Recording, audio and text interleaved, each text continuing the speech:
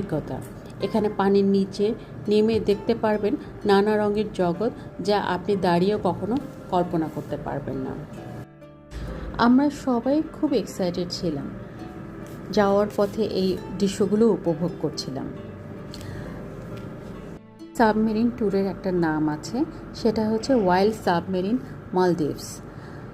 এটা একটি জার্মান প্রযুক্তিতে তৈরি সাবমেরিন, যা পর্যটকদের সমুদ্রের প্রায় 40 মিটার গভীরে নিয়ে যায়। এটা বিশ্বের সবচেয়ে গভীর ডাইভ করতে পারা পর্যটকদের সাবমেরিন একটি। দূর থেকে দেখা যাচ্ছে যেখানে ওয়াইল্ড সাবমেরিন লেখা আছে, আমাদেরকে ওখানেই নিয়ে যাওয়া হবে।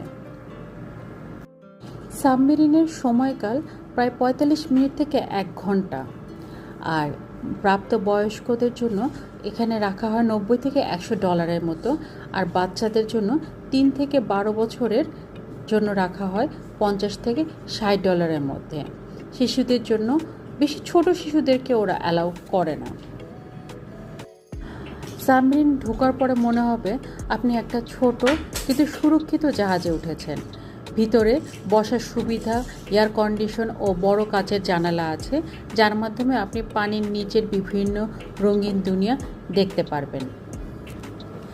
পানির নিচে নামার সময় ধীরে ধীরে চারপাশ অন্ধকার হয়ে আসে, কিন্তু সাবমেরিন আলো আর বাইরের প্রাণীদের নড়াচড়া এক অদ্ভুত অনুভূতি তৈরি করে।